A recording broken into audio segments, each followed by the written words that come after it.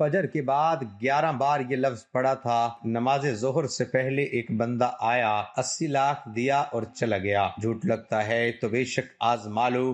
بسم اللہ الرحمن الرحیم۔ محترم ناظرین، فجر کے بعد ایک لفظ 11 مرتبہ پڑھ لو، صبح لوگ دروازہ کھٹکھٹا کر پیسوں سے بھرا بیگ دے جائیں گے۔ یہ ایک بالکل سچا وظیفہ ہے۔ آج ایک بہت ہی خاص اور مجرب وظیفہ لے کر آپ کی خدمت میں حاضر ہوا ہوں، جو کہ ایک لفظ ہے جس کو آپ فجر کی نماز کے بعد 11 دفعہ پڑھ لیں، انشاءاللہ لاکھوں کا قرض بھی ختم ہو جائے گا، حاجت ایک دن میں پوری ہو جائے گی۔ ناظرین، یہ کوئی بڑا وظیفہ نہیں ہے اور نہ میں کبھی آپ کو بڑے بڑے وظیفے بتاتا ہوں، صرف ایک دن کا عمل ہے۔ آج کا وظیفہ نہایت مختصر سا وظیفہ ہے۔ فجر کے بعد آپ نے اس عمل کو کر لینا ہے، انشاءاللہ پھر اس وظیفے کا اثر آپ سب خود دیکھیں گے، رزق اور حلال دولت کے انبار لگ جائیں گے۔ یہ لفظ دولت کے لیے ہے۔ اس کے ساتھ قرآن پاک کی ایک چھوٹی سی پیاری سی سورت کا بھی وظیفہ ہے، لیکن آج کا یہ وظیفہ، یہ عمل صدق دل کے ساتھ آپ نے کرنا ہے۔ اس عمل کو اگر فقیر بھی کرے گا تو وہ بھی اللہ پاک کی عنایت اور اسی کے فضل و کرم سے دولت پر بیٹھ کر راج کرے گا، کیونکہ اس وظیفے میں جو طاقت ہے، اس وظیفے کا جو اثر ہے، وہ بہت کم لوگ ہی جانتے ہیں۔ یہ جو عمل ہے، یہ جو وظیفہ ہے، یہ آپ کی ساری پریشانیوں کو ختم کر دے گا۔ آپ کے اوپر لاکھوں کروڑوں کا قرض ہے، انشاءاللہ وہ بھی چٹکیاں بجاتے ہی ادا ہوگا۔ قرضوں کے ادا ہونے کے ایسے اسباب پیدا ہوں گے کہ پھر آپ سب خود بھی حیران رہ جائیں گے۔ آپ کے پاس دولت کی کمی ہے، آپ کرائے کے گھر میں رہتے ہیں، آپ کو سمجھ میں نہیں آتی کہ کرایہ کیسے ادا کریں، گھر کا خرچہ کیسے چلائیں، لیکن کیونکہ آج کل مہنگائی بھی تو اتنی زیادہ ہو گئی ہے، ایک وقت کا کھانا بھی مشکل ہو چکا ہے، ہر ماہ بجلی کے بل بھی ادا کرنے ہوتے ہیں، ہر ماہ بچوں کی فیسیں ادا کرنی ہوتی ہیں، انسان بہت پریشانی میں ہے اور انسان کو سکون صرف اللہ کے ذکر میں ہی ملتا ہے۔ یہ بہت ہی اہم بات کرنے لگا ہوں کہ جب انسان عاجزی کے ساتھ اللہ پاک کے آگے جھک جاتا ہے، سجدے پہ سجدے کرتا ہے اور پھر ہر سجدے میں رو رو کر گڑ گڑا کر خوب ڈھیروں دعا مانگتا ہے، تو اس کو بھی اللہ تعالیٰ ضرور عطا فرما دیتا ہے۔ ہم وظیفے میں آپ کو بتاتے ہیں کہ اللہ سے مانگنے کا آپ کو طریقہ جب آئے گا نہ، تو پھر آپ کو کسی مزید وظیفے کی ضرورت نہیں پڑے گی، آپ نے صرف ہاتھ اٹھانے ہیں اور آپ کو ملنا شروع ہو جائے گا۔ لیکن سب سے پہلے آپ کے کچھ اعمال ہوتے ہیں، آپ چھوٹی چھوٹی غلطیاں کرتے ہیں، جن کو اگر آپ سدھار لیں گے اور آپ اپنے کاروبار میں حلال طریقے سے کاروبار کریں یا رزق کمانے میں حلال ذریعے سے استعمال کریں گے، جیسا کہ اللہ تعالیٰ کے پاس نبی پاک صلی اللہ علیہ وسلم نے کاروبار کیا تھا، آپ بھی اسی طرح کام کریں گے، حلال اور پاکیزہ رزق کمائیں گے۔ اگر آپ ملازمت کرتے ہیں تو اس طریقے سے ملازمت کریں، آپ کے اوپر کوئی انگلی نہ اٹھا سکے، آپ ایمانداری سے اپنی ذمہ داری سر انجام دیں، جس کام کی تنخواہ لیتے ہیں وہ کام مکمل جان فشانی سے کریں اور اپنے فرائض میں کوئی غفلت نہ کریں، اور ہر مہینے صرف رزق حلال ہی اپنے گھر میں لے کر آئیں، اور کوشش کریں کہ آپ کے پورے گھر میں حرام کا ایک لقمہ بھی کسی کے پیٹ میں نہ جائے۔ حلال رزق کھانے سے ایسا ہو ہی نہیں سکتا کہ انسان اپنے اللہ سے مانگے، اللہ اس کی دعا کو رد کر دے، ایسا کبھی نہیں ہو سکتا۔ اور یہ جو وظیفہ ہے، جب یہ وظیفہ کوئی بندہ پڑھتا ہے، یہ لفظ قرآن پاک کی یہ سورت مبارکہ ہے، اس کا وظیفہ ہے، تو اس وظیفے سے اس کے پاس بے حساب دولت آ جاتی ہے، پھر اس کا پرس کبھی خالی نہیں رہتا۔ آپ عام معاشرے میں دیکھ لیں، آپ کسی بھی بندے سے پوچھ لیں، وہ چاہے ہر مہینے لاکھوں بھی کماتا ہوگا اور اس کے 2-4 بچے ہوں، تو آپ اس سے پوچھ لیں کہ کیا حال ہے، وہ غربت و مفلسی کا رونا روئے گا اور کہے گا کہ کسی بھی بات کی سمجھ نہیں آ رہی، خرچہ بھی بہت ہو رہا ہے، دولت تو آ رہی ہے لیکن پتہ نہیں کہاں جاتی ہے، گھر میں بہت زیادہ بے برکتی ہے، جتنا آئے اتنا کم ہے۔ لیکن وہی بات آپ کسی عالم دین سے پوچھ لیں، کسی بھی آپ اپنے محلے کے مولوی سے ذرا پوچھیں، اس سے پوچھیں کہ آپ کے کتنے بچے ہیں، تو وہ کہے گا میرے 5 یا 6 بچے ہیں یا پھر 7 بچے ہیں۔ آپ کی تنخواہ کتنی ہے؟ جی 10,000 ہے یا 12,000 ہے، بس اس سے زیادہ مولوی صاحب کی تنخواہ نہیں ہوتی۔ مولوی سے پوچھیں کہ گزارا کیسے ہو رہا ہے، وہ فوراً کہے گا شکر الحمدللہ، اللہ پاک کا لاکھ لاکھ شکر ہے، بہت اچھا گزارا ہو رہا ہے۔ ناظرین، یہ ساری نعمتیں جو ہیں، یہ ساری برکتیں جو ہیں، یہ حلال روزی میں اور اللہ پاک کا شکر ادا کرنے میں ہی پوشیدہ ہیں، تو کوشش کیا کریں کہ کثرت سے اللہ پاک کا شکر ادا کیا کریں، انشاءاللہ دیکھنا کیسے آپ کے حالات بدلتے ہیں۔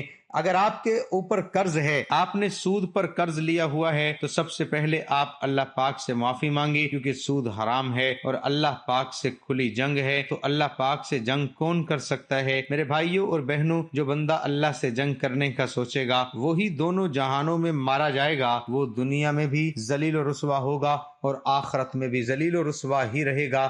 جہنم کے سب سے نچلے والے گڑھے میں اس کو پھینکا جائے گا۔ تو آپ نے سب سے پہلے سود کے کاموں سے توبہ کرنی ہے، جھوٹ سے توبہ کرنی ہے اور غیبت سے توبہ کرنی ہے، چغلی سے توبہ کرنی ہے۔ لیکن واضح کر دیں، صرف توبہ نہیں کرنی بلکہ اس توبہ پر قائم بھی رہنا ہے۔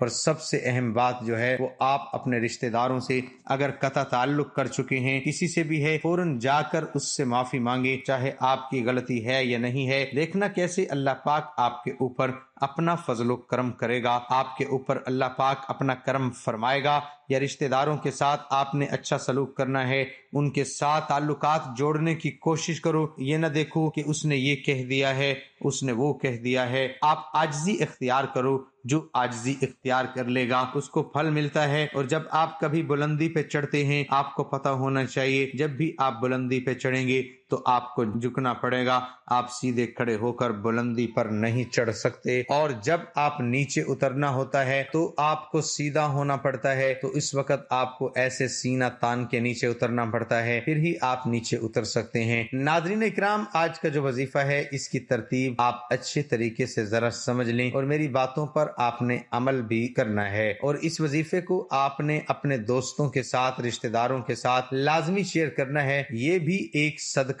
جاریہ ہوگا۔ کسی ایک بندے نے بھی اس بات پر عمل کر لیا تو اس کا اجر آپ کو بھی ملے گا۔ جب آپ فجر کی نماز ادا کر لیں، آپ نے کوشش کرنی ہے کہ وہیں اسی جگہ پر بیٹھ جائیں۔ مردوں نے کوشش کرنی ہے کہ وہ مسجد میں جا کے جماعت کے ساتھ نماز ادا کریں، عورتوں نے گھر میں نماز ادا کرنی ہے۔ آپ نے سب سے پہلے ایک مرتبہ بسم اللہ الرحمن الرحیم پڑھ لینی ہے۔ اللہ تعالیٰ کی پاک اور لاریب کتاب قرآن مجید ہے۔ بسم اللہ الرحمن الرحیم ترجمہ، یہ خط سلیمان کی طرف سے ہے اور وہ یہ ہے، اللہ کے نام سے شروع کرتا ہوں جو بے حد مہربان نہایت رحم والا ہے۔ حضرت سلیمان علیہ السلام نے اپنے خط کا آغاز اللہ تعالیٰ کی بابرکت نام سے ہی کیا۔ اسی طرح حضرت نوح علیہ السلام کی کشتی کے چلنے کا تذکرہ قرآن مجید میں کیا گیا تو اللہ تعالیٰ نے ارشاد فرمایا ترجمہ، اور کہا اس میں سوار ہو جاؤ اور اس کا چلنا ٹھہرنا اللہ کے حکم سے ہے، بے شک میرا رب بخشنے والا مہربان ہے۔ گویا کسی بھی ایسے کام کا آغاز جو جائز ہو تو اللہ کا نام لینا اور اس سے شروع کرنا انبیاء علیہ الصلوۃ والسلام کی سنت مبارکہ ہے۔ یوں اس کام میں برکت پیدا ہو جاتی ہے۔ جب نبی پاک حضرت محمد صلی اللہ علیہ وآلہ وسلم بھی کوئی کام کرتے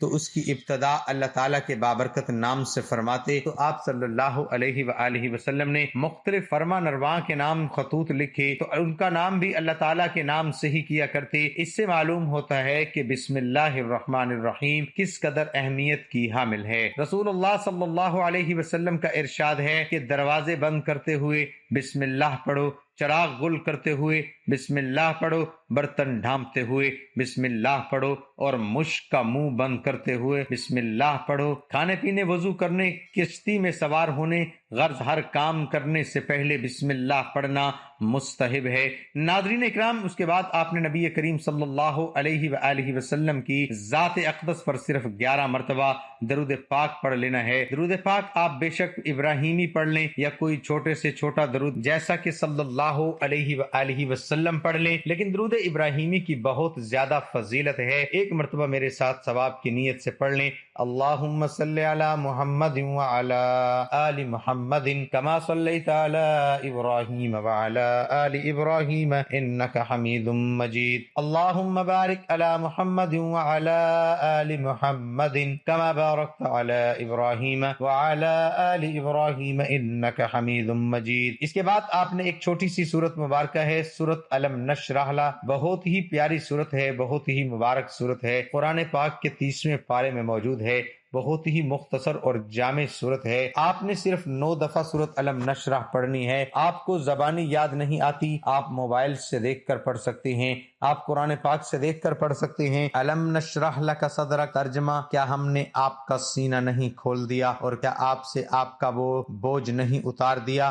جس نے آپ کی کمر جھکا دی تھی اور ہم نے آپ کا ذکر بلند کر دیا۔ بے شک ہر مشکل کے ساتھ آسانی ہے، بس آپ تبلیغ احکام سے فارغ ہو تو ریاضت کیجئے اور اپنے رب کی طرف دل لگا لیجئے۔ محترم ناظرین، یہ ایسی صورت مبارکہ ہے، ہر نبی نے اللہ پاک سے دعا مانگی تھی کہ یا اللہ میرا سینہ کھول دے، لیکن میرے نبی اور آپ کے نبی، ہم سب کے نبی حضرت محمد مصطفیٰ صلی اللہ علیہ وسلم کا یہ اعزاز ہے۔ اللہ پاک نے خود ارشاد فرمایا، کیا ہم نے آپ کا سینہ نہیں کھول دیا اور اتار دیا ہم نے آپ سے آپ کا بوجھ، جس نے آپ کی کمر توڑ دی تھی، بوجھ اتار دیا، ہم نے بلند کر دیا آپ کے لیے آپ کا ذکر، تو بے شک تنگی کے ساتھ آسانی ہے، ہاں بے شک تنگی کے ساتھ آسانی ہے۔ چنانچہ جب آپ فارغ ہو جائیں تو محنت کیجئے اور اپنے رب کی طرف رغبت کیجئے، یعنی ایسے بابرکت الفاظ ہیں۔ اللہ پاک خود فرما رہا ہے ہر تنگی کے ساتھ آسانی ہے، اور 2 دفعہ فرمایا بے شک ہر تنگی کے ساتھ آسانی ہے۔ تو یہ آپ کی جو مشکلات ہیں، یہ جو آپ کی پریشانیاں ہیں، یہ وقتی ہیں۔ اللہ پاک خود فرما رہے ہیں، اور میرے نبی صلی اللہ علیہ وآلہ وسلم نے یہ سورۃ مبارکہ اپنی امت کو تحفے میں دی تھی۔ جو بھی مشکل ہو،